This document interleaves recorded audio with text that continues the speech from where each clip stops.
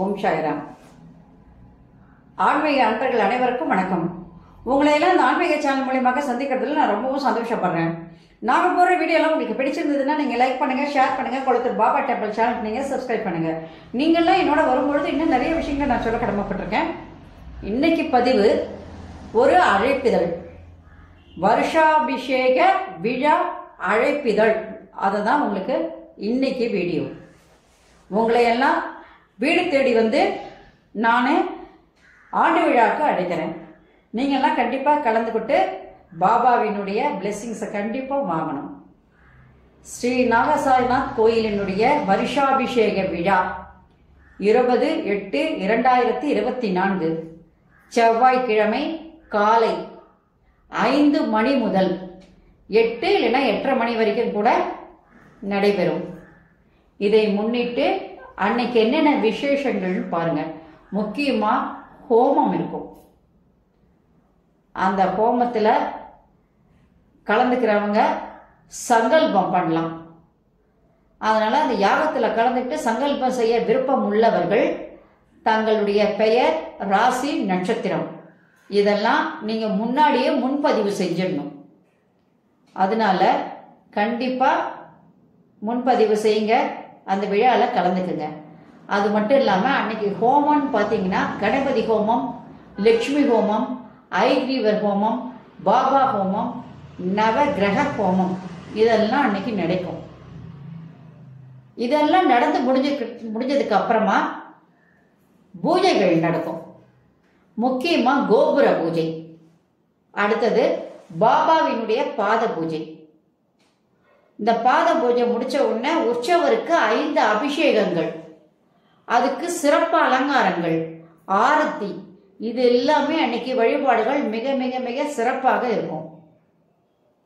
இந்த கோபுர பூஜைன்னு அப்படின்னா இந்த கோபுர பூஜை காத்தால 6:30 மணிக்கு ஆரம்பிக்கணும். இந்த யாகங்கள்லாம் முடிஞ்சதுக்கு அப்புறம் தான் கோபுர பூஜைக்கு வருவாங்க. அன்னைக்கு எல்லாருமே புடவை சாத்துவாங்க. காரணம் என்னன்னு கேட்டிங்கன்னா, இவரை தாயாகவும் தந்தையாகவும் பக்தர்கள் பாவிக்கின்றார்கள். ஏன்னா ஒவ்வொரு வருஷமும் இதை சாத்தும் போது அடுத்த வருஷத்துக்குள்ள அவங்க என்ன வேண்டுதல் வைக்கிறாங்களோ அது அவங்களுக்கு நிறைவேறிடுது.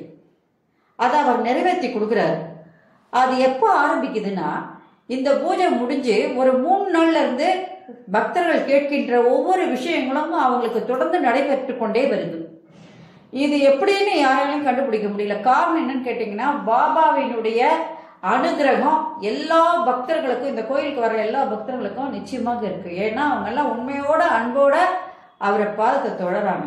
அதுதான் முக்கியமான காரணம். அன்னைக்கு நீங்க அந்த வருஷாபிஷேகத்தை அன்னைக்கு எந்த புடவை வேணாலும் கொண்டு வரலாம். வரும்பொழுது அதுக்கு தாம்பூலம் அப்படின்னு சொல்லும்போது பழம், வெத்தலை பாக்கு இதெல்லாம் எடுத்துட்டு வாங்க.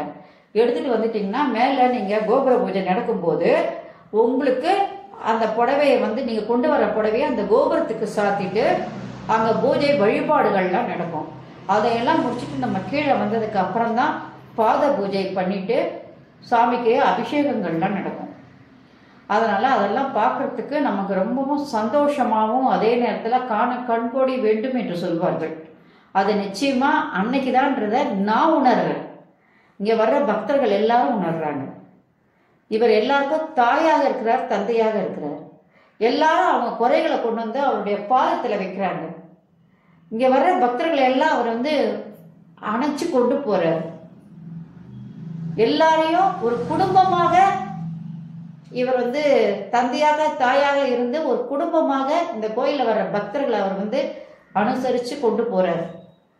இது இந்த நாள் வரைக்கும் தொடர்ந்து நடைபெற்று கொண்டே வருது.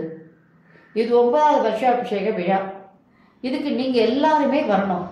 நம்ம எல்லாரும் ஒன்று சேர்ந்து தான் ஒரு கைங்கரியத்தை சாமிக்கு செய்ய முடியும்.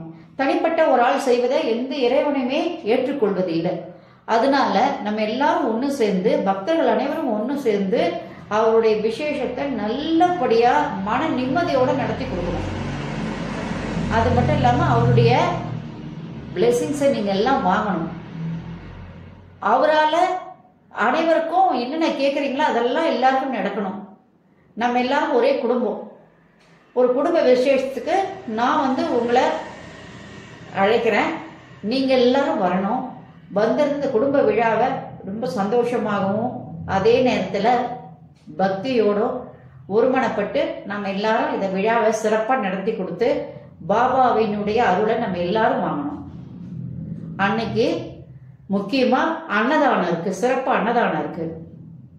அதனால எல்லாரும் இந்த விழாவில் கலந்துக்கிட்டு அன்னதானத்திலையும் கலந்துக்கிட்டு எல்லாருடைய கைங்கரியமும் அன்னைக்கு ஒன்று சேர்ந்து இறை வழிபாட்டில் பாபாவினுடைய மனதை நம்ம எல்லாரும் சேர்ந்து ஒன்றா சேர்ந்து குளிர வைக்கணும்.